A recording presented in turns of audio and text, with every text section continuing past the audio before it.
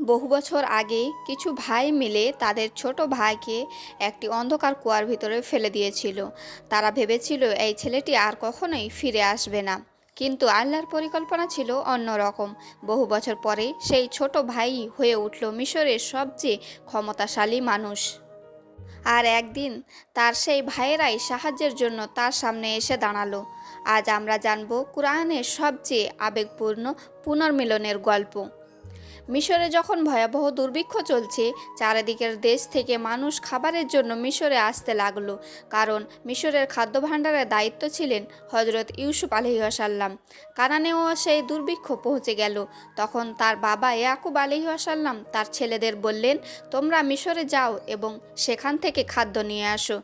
এইভাবে ইউসুফের সেই ভাইয়েরাই মিশরে এসে পৌঁছালো। যখন তারা মিশরে সেই শক্তিশালী মন্ত্রীর সামনে দাঁড়ালো, তারা বুঝতে পারল না এই মানুষটি তাদের হারিয়ে যাওয়া ভাই। কিন্তু ইউসুফ আলাইহিসসালাম সঙ্গে সঙ্গেই তাদের চিনে ফেললেন।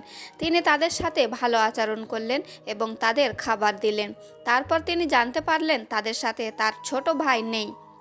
তখন তিনি বললেন, পরের বার যখন আসবে তোমাদের ছোট ভাইকে সঙ্গে নিয়ে আসবে।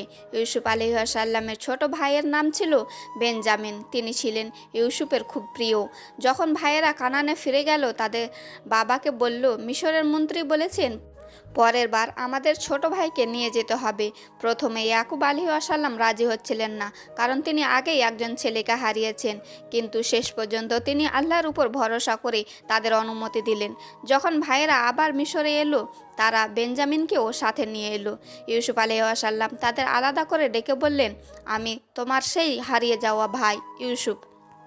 বেনজামিন আনন্দে কেঁদে ফেললেন। ইউসুফ আলাইহিসসালাম চেয়েছিলেন তার ছোট ভাইকে নিজের কাছেই রাখতে, তাই তিনি একটি পরিকল্পনা করলেন। রাজকীয় পানপত্রটি গোপনে বেনজামিনের ব্যাগে রাখা হলো। তারপর ঘোষণা করা হলো রাজার পানপত্রটি হারিয়ে গেছে।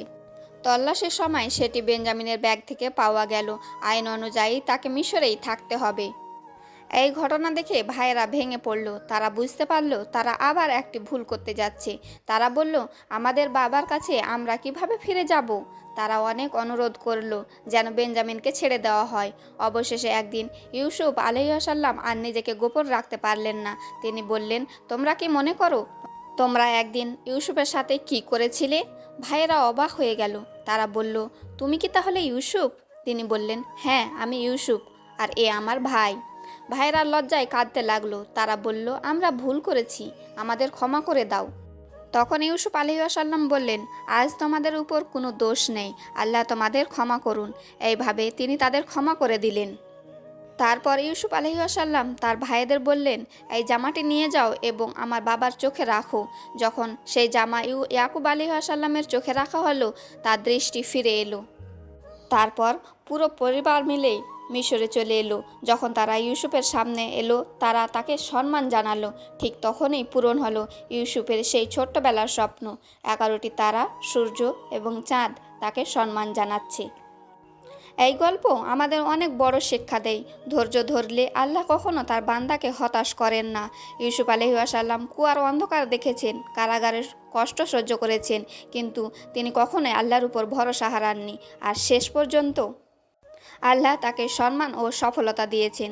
তাই জীবনে যতই কষ্ট আসুক, আমরা যদি ধৈর্য ধরি এবং আল্লাহর উপর ভরসা রাখি, তাহলে আল্লাহ অবশ্যই আমাদের জন্য সুন্দর কিছু পরিকল্পনা করে রাখেন।